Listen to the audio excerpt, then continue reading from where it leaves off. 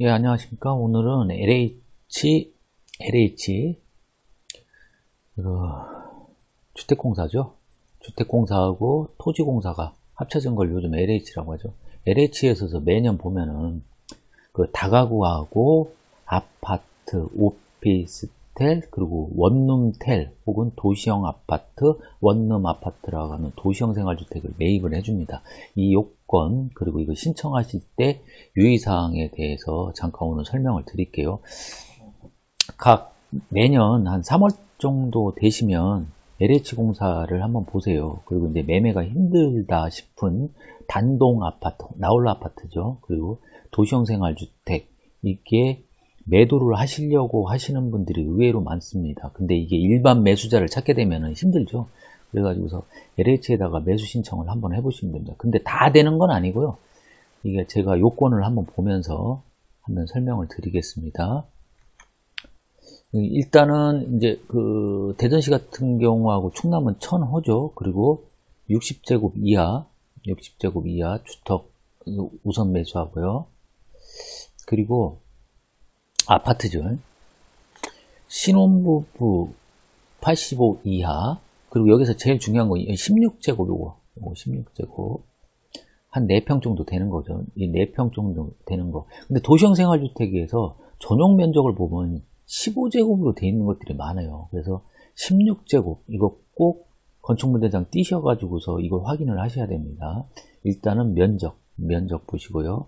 이게 이제 가장 중요하고, 이제 다가구 매입을 하실 때는 이게 원룸은 대략 이 내용이 뭐냐면, 원룸은 층당 하나씩 있고 그 대부분 투룸, 쓰리룸 이런 것들만 해주겠다는 얘기예요. 너무 방 자체가 작은 것들인 일단 매수 신청 대상에서 떨어진다, 이렇게 생각을 하시면 됩니다. 그리고 여기에서 이제 제외되는 거는 이게 개발구역으로 지정된대. 다행히 뭐 언제 될지도 모르는데 뭐 아파트를 짓는다, 공원으로 된다 이런 것들로 묶여있는 제한구역 같은 경우에는 아주 매수 자체에서 뺀다, 뭐 그 뜻입니다. 그 뜻이니까. 그리고 이제 군부대 사격 위험물 시설, 이게 혐오 시설이 있으면 안 된다는 거고요. 그리고 가장 중요한 거, 근린 시설이 있으면 안 됩니다. 다가구 같은 경우는 근린이 하나도 있으면 안 되고, 요즘 또 가장 중요한 것들은 그 불연제 드라이비트 마감이 되어 있으면 안 됩니다. 그 나머지 것들은 우리가 일반 매매하고 똑같아. 뭐 가압류 들어있고 뭐 이렇게 경매되어 있으면 당연히 안 되는 거죠. 이런 것들은 뭐 읽어볼 것도 없고요. 네. 여기에서 이제 제가 이제 직접 그 진행을 하다 보니까 이제 유의사항이 여기서 나오는데요. 이런 것들은 다 읽어보시면 될 거예요. 여기 위임장이 있어요. 위임용 인감증명서. 요거는 그냥 일반 인감도 똑같습니다. 그리고 여기 신청서 보면 매도 신청서, 그리고 개인정보 동의서, 그 위임장이라는 건 이게 뭐냐면은 중개인들, 저 같은 이제 공인중개사들이 대리로 작성해서 일반 매매와 똑같이 임장도 하고, 이게 감정평가도 받거든요. 감정평가 같은 경우는 두 군데에서 합니다. 두 군데에서 한 거에 평균값으로 합니다. 아파트하고 오피스텔하고 도시형 생활주택은 한 군데서 하는데, 가장 중요한 게 매매 사례예요. 매매 사례. 최근에 있던 매매 사례가 있는 금액으로 감정이 나올 확률이 높다. 이렇게 하는데, 여기 위임장을 쓰실 때, 위임장을 쓰시고 이 모든 서류는 인감도장을 찍으셔야 됩니다. 인감도장. 근데 그 신청서를 제가 보니까요, 인감 또는 서명 이렇게 돼 있어요. 그러면 이것도 되고 저것도 된다는 얘기잖아요. 또는이라는 얘기가, 이 또는이란. 근데 그 LH공사에다 전화했더니 인감을 다 찍어오라고요. 그래서 제가 한번 빠꾸 맞아가지고 부랴부랴 다시 한번 한 적이 있습니다. 요거는 한번 꼭 확인하세요. 모든 도장은 인감을 찍는다. 사용인감 아닙니다. 요거 꼭 잊지 마시고. 그리고 여기에서 보시면 아파트 등 있잖아요. 건축물 현황도, 배치도, 층별 평면도라는 거예요. 이거 다가구 때문에 그런데 층별 평면도는 아파트하고 도시형 오피스텔은 필요 없고, 전유 부분에 대한 호실 평면도가 있습니다. 호실 평면도, 그것만 띄워가시면 됩니다.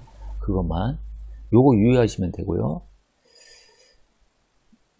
그리고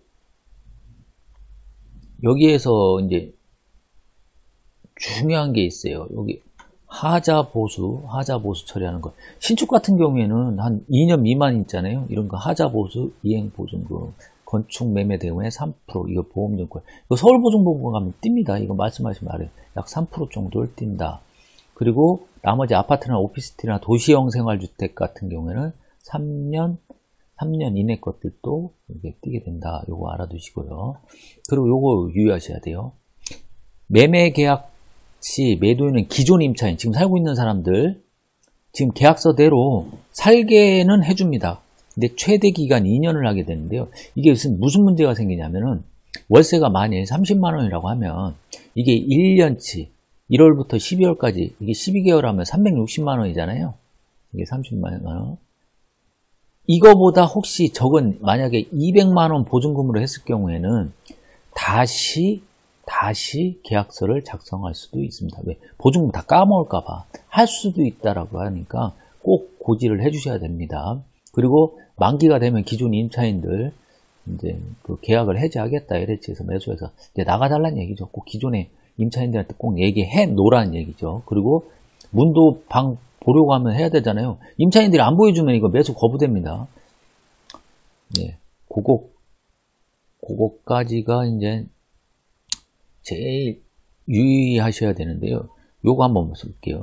이게 작년부터 생겼는데 불연제 및 주불연제 판단기준. 이게 뭐라고 써요?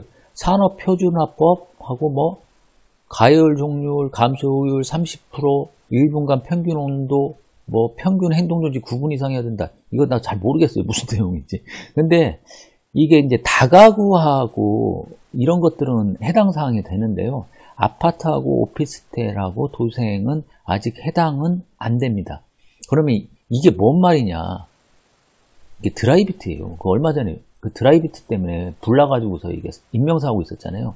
그것 때문에 드라이비트를 규제하는 내용이거든. 근데 작년도 하반기 때 고지됐던 내용을 보면 스톤콜드하고 드라이비트만 안 된다고 했는데 드라이비트 중에서도 불연제 재료가 있긴 있어요. 그것 때문에 이렇게 구체적으로 명시를 한 것 같습니다. 그래서 여러분들이 불연제냐 아니냐 이렇게 확인해 보시는 거는 제가 한번 볼게요.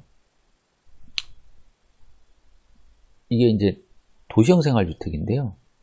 직접 한번 가보세요. 여기는 이렇게 대리석으로 했잖아요. 여기 대리석. 여기는 대리석으로. 그 여기 위에 보면은 이게 베이지색으로 이렇게 칠해져 있잖아요. 이게 도색이 아닙니다. 이게 엄밀히 얘기하면 이게 드라이비트입니다. 이게 드라이비트. 그러니까 본인들이 한번 가서 보셔야 돼요. 그리고 집주인도 잘 모르고 관리사무소도 잘 모르더라고요.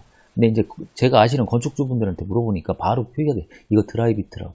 혹시 이런 게 안 되면 뭐 느나 마나겠죠. 이게 매수 조건에서 하자 사항이니까. 근데 어떤 건 되고 어떤 건 안 되는 거니까 한번 중개인 분들이나 혹시 매수 신청을 하시는 분들은 이 점 반드시 유의하셔야 됩니다.